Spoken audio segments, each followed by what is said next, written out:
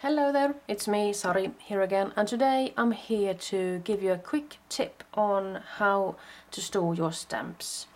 In this case I have started working on two different ways of actually storing the stamps from Vilda Stamps. And I have mainly focused on the stamps that I'm going to take with me to craft events and perhaps stamps that have to do with project life and that sort of thing.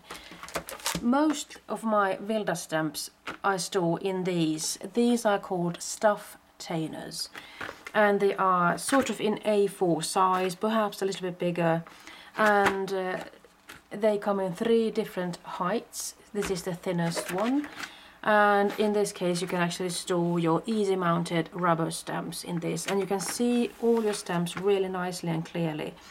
So when it comes to storing a little bit bigger stamps that I know that perhaps they will take too much space out of a pocket like this, I may continue storing like this. I'm not sure. I haven't figured that one out yet, but I just wanted to share with you the joy that I feel right now when I have started using the pockets from Avery stamp and die storage.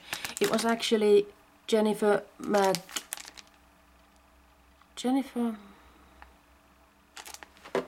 you know, I just can't remember her name. Jennifer something, I think. She had a video showing these pockets that she stores her dies and everything in. And of course you could put your dies in here as well. You can actually fit in pretty big packages of dies. I'm not sure if I'm going to go there yet. I'm going to concentrate on the stamps for now.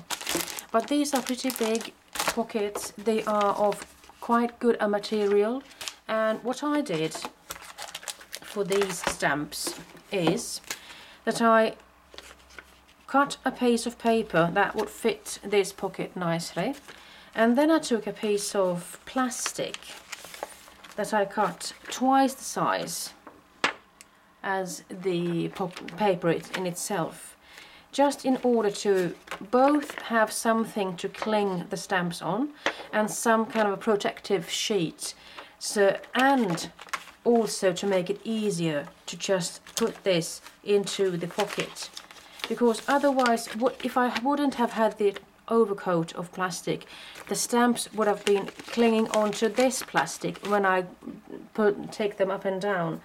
So in this case I actually feel that I have come up with a pretty good solution, and as for now the stamps stick really nicely here. Of course I'm going to try to clean them up before I put them here, but even if I would miss it sometimes, I would still have a messy surface here but a clean and nice pocket, and I would like to keep the pockets as clean as long as I can, because they are pretty expensive in my taste actually. So the good thing about starting to go through your stamps and just looking at them and seeing, you might actually see them from a different angle and a different perspective and a different kind of light. I must say that this is something that really got my eyes open when I started doing this. These as well, because I do think that these could be used for Swedish project life style. I mean, there's a word for diary here, recipe, journal, calendar, thoughts, mine, book. And I'm sure you could make some nice looking journaling cards for your project life perhaps, or even a different kind of scrapbooking thing. So this is a really nice big fat font that I like, and I'm going to start using those more, I'm sure. This is another set that is a bit of a messy side. It's a really funky and nice set, and this one has got really nice sayings, especially this one. If things aren't perhaps in the best of orders, well, I can take that another day. That is the content of that stamp. I like that. Here's another one which says something about being both tricky and smart, and best friends, and it's tough and it's cool, and rock concert and everything. So it's a nice set, and I'm hoping I'll be able to use with my project life cards that I'm making.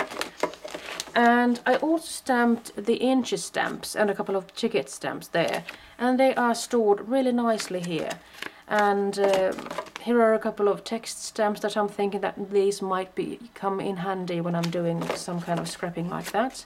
And then I have divided the small text stamps from Vilda, which have to do with Project Life or pocket page scrapbooking. And since these come in a A5 sheet, I have to divide them up. But it doesn't, I don't mind that really, because then I can really make them into different themes. As for this one, has the weekdays, the numbers and the letters, so I can keep that one nice and tidy. Here I've got some weekdays, more months and years and everything, so it's a really nice way for me to actually keep these in order. I see now that these are going to give me a hard time. Let's see how long I can keep this in order. Here are some more stamps about family, children, summer, winter and everything. And here are some more notes, noted, favorite photo and such, different kinds of sayings there. And then of course I actually had the chance of putting my own stamps, the stamps that I have designed for Vilda Stamps, of putting them in my own pocket there. And then I made a pocket with fishing, a fish theme.